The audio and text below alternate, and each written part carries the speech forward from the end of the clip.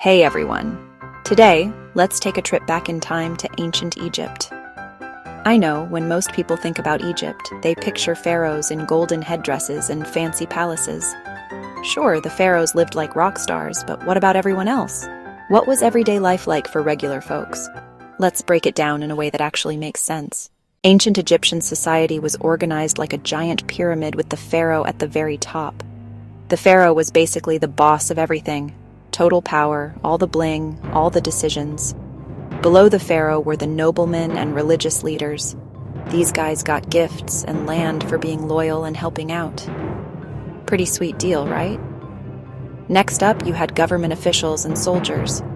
Government officials kept the country running smoothly, while soldiers protected the land. Scribes had one of the coolest jobs. They got to read and write, which was a big deal back then. Only wealthy families could afford to send their kids to scribe school. Merchants were like the delivery drivers and shop owners of their day, making sure people had what they needed. Now, let's talk about craftspeople. Stonemasons, builders, carpenters, potters, jewelers, and weavers. All working hard to make the things Egypt was famous for. These were skilled jobs, but they didn't come with much fame or fortune. Most people, though, were peasant farmers, servants, and slaves. Farmers worked the land, growing grain for bread, which everyone ate. Servants got paid to help out wealthier families. Slaves, sadly, had the toughest lives. They could be captured prisoners or people from very poor families. What about their homes? Ordinary Egyptians lived in houses made of mud and straw bricks. They were built on high ground so they wouldn't flood when the Nile overflowed. The roofs were flat, so people could sleep or eat up there to stay cool. They had small, high windows to keep out the heat, and most homes had just a few rooms and barely any furniture.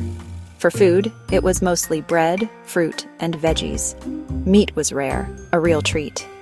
People kept goats for milk and geese for eggs, but the average dinner was simple. Oh, and everyone wore light linen clothes made from flax plants. It helped them beat that hot Egyptian sun.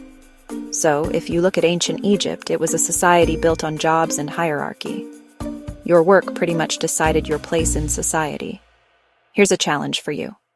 Next time you learn about a different civilization, try comparing how their society was organized to ancient Egypt. Being a good historian is all about making connections. Thanks for joining me on this trip through time. See you in the next class.